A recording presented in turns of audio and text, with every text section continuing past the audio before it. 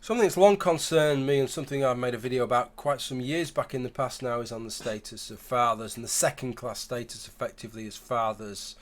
As parents, of course, this varies from country to country, each country having its own little quirks. In the United Kingdom, for example, unless you're married to the mother when you have a child, then your status as a father in terms of parental responsibility, which is a say in the upbringing of your child, is not guaranteed by any means. It's very much at the whim of the mother, and if the mother doesn't wish to give you parental responsibility, then assuming you can afford to do so, that is something that you would have to go to court and argue. The same cannot be said, of course, towards the financial responsibility for your child, which is regarded as sacrosanct. It seems that society in general is very happy to give you an inalienable right towards financing your child, but doesn't really seem to give that much of a shit towards your actual enjoyment of your child and seeing your child grow up and having a say in that process. That is also mirrored throughout the court process and the family courts. And if you want to know a little bit more about the unequal way that the family courts deal with mothers and fathers, I'll link you an article from a firm of solicitors below. Perhaps more importantly of all, our societies themselves.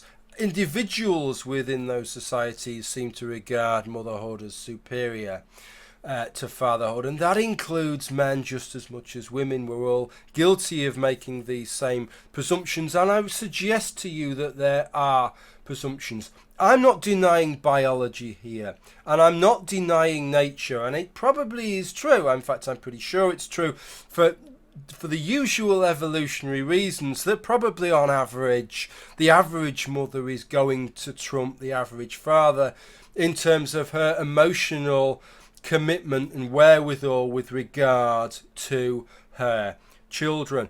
The problem stems from the fact, I contend, that often our culture acts as a bit of an amplifier. It takes something that has some truth in it on a statistical level and applies it to everybody as a general principle. And in terms of our norms and expectations of what we expect any given father to do and any given mother to do, we start to hold people to those, even when it doesn't apply to them. Even when you have a father who is much more invested in his children than the mother, we take no account of that because of these amplifying factors that culture has taken part in. And I think this is all particularly worrying now because we are expecting fathers more and more to step up to the plate. But what I want to contend in this video is that we're not giving fathers the chance to do that. And I think we need to, because we all stand to benefit from this. If you think of the whole business of the wage gap, as I've explained in the first part of the part that preceded this video, is that the biggest influence on the wage gap in the United Kingdom is that women are working part-time a lot more than men are, and the reason that women are working part-time is because it is the expectation or it is the choice of mothers. Now, quite how that figures, there's probably a bit of both going on there. We are enabling mothers to make the choice to reduce their hours without feeling guilty by doing so, but perhaps making mothers also feel as if they really ought to be the one, as the mother, that reduces their hours, even if they're perhaps disinclined to do so. And the same with fathers. It's not benefiting fathers either, because then the father is deemed to be the one that should perhaps be taking on some extra hours, at the very least continuing to work that Monday to Friday 9 to 5, perhaps leaving an hour and a half early, getting home from work an hour and a half after that, and maybe only ever seeing their child awake in the early years at the weekend. It's not a very good situation for anybody there. And if we could start to rectify this situation and enable couples to make their own decisions in a freer way, perhaps we would see a more balanced decision there, which would allow fathers more time to spend with their children. And it would also allow mothers to not feel perhaps compelled to work part-time and to be the one that carried on working full-time. And I feel pretty well convinced that if we could do that, that would be one legitimate and justifiable way in which you could see that wage gap start to shrink down as more men were working part-time, more women, more mothers were sticking with working full-time. People could decide what suited them. But here is the problem. If we want fathers to step up to the plate, what we are effectively asking of fathers is that they will commit not just economically to their children willingly, not just because we're forcing them to, but emotionally. An emotional commitment is a really big thing. I was listening to Simon and Garfunkel the other day. It was I Am a Rock. And it says, I have no time. The line is, I have no time for friendship. Friendship causes pain. And it made me think back to what people say with regard to relationships. And this is probably something that women will appreciate more than men, because it's something I've heard women say a lot more than men, is saying they don't want to be in a relationship because they don't want to get hurt. And I think that's very true of the human condition. If we feel that there's a chance that we're going to get hurt emotionally, we are less inclined to commit emotionally. I got to listen to a talk from a social worker a handful of years ago, and one of the comments the social worker made was that young mothers who are in fear of losing their children, perhaps they've got a drugs problem or the kind of problem, and the social services deem them as perhaps not capable of looking after children, and they're in danger of losing their children, that they sometimes start to emotionally commit less to their children as a result of that.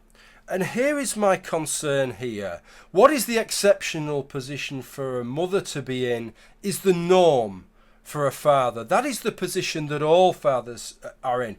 Even for fathers that are in a stable relationship, the situation for the father is always, because of cultural understandings, very much more precarious than it is for the mother, because effectively the mother's relationship with her children is kind of regarded by society as sacrosanct, whereas the father's relationship with the children is very much contingent upon his continued relationship with the mother. And yes, if that relationship breaks up, he will get to see his children, but it might be some considerable time, it might be some considerable effort, and it might be an amount of expense that he can ill afford, because he's unlikely to get any kind of benefit towards the court costs that are involved there. Again, I'll link you to the article that's down below with regard to that, so that if the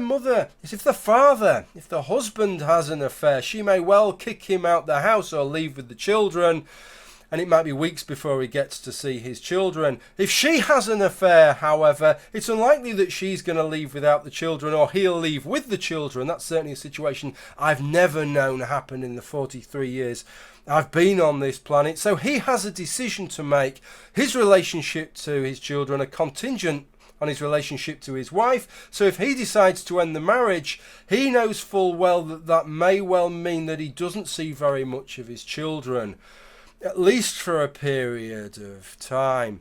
Now imagine the situation, and this is what really concerns me. You imagine a situation, we want men to step up to the plate as fathers, especially young men to step up to the plate as fathers. And what we're saying is, well, yeah, we should treat men the same as women, treat fathers the same as mothers, give them exactly the same rights, etc., have the same status, but we need men to step up to the plate first. How can there be any understanding of that happening? You imagine you're an 18-year-old guy with your 18-year-old girlfriend, and she's just had a baby. You probably might not even have parental responsibility, unless that's all been sorted out, unless she's been in agreement to it. If you're having an argument at the point where she registered the birth, you may not have that parental responsibility. And imagine what happens if you've got a fairly fractious relationship. How easy is it for you to commit to her children? If you keep splitting up as a couple every couple of months and having a row, one of you leaves, but every time you have a row, you don't see your children for a couple of weeks. Whereas the understanding is that she always has her children. Effectively, they are your children. Your children, both of you, it's your children while ever you're together. But as soon as you split up, effectively they're kind of her children, aren't they? And as the guy, you're fighting to try and get some access to see those children. Maybe a couple of hours here, maybe a Saturday afternoon there.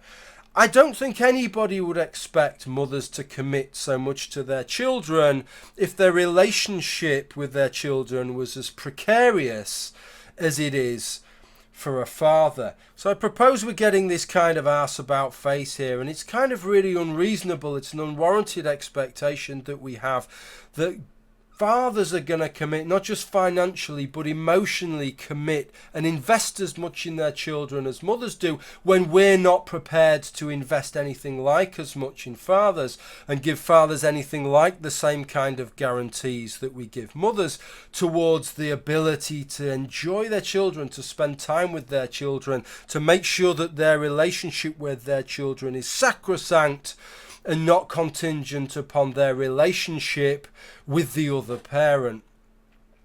And there's a lot of factors involved in that. And at this point I need to pause the video, hence why I've stopped moving on screen.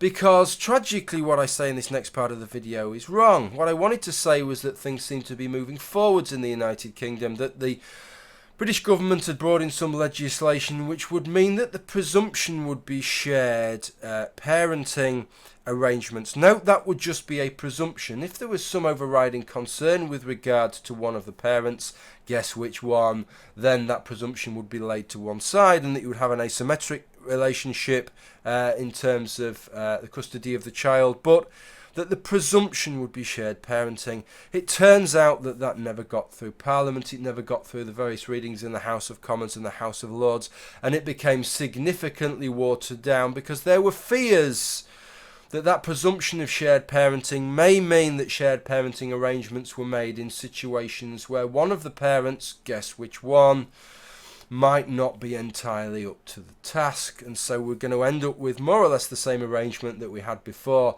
All the new amendment says, and this is section 11 of the Children and Families Act 2014, is that there will be a presumption of parental involvement with regard to both parents, assuming there is no overriding risk factor with regard to either of the parents, guess which one. I think that's a real sadness there, and again it reflects on just how we view fathers and fatherhood. Anyway, back to the rest of the video.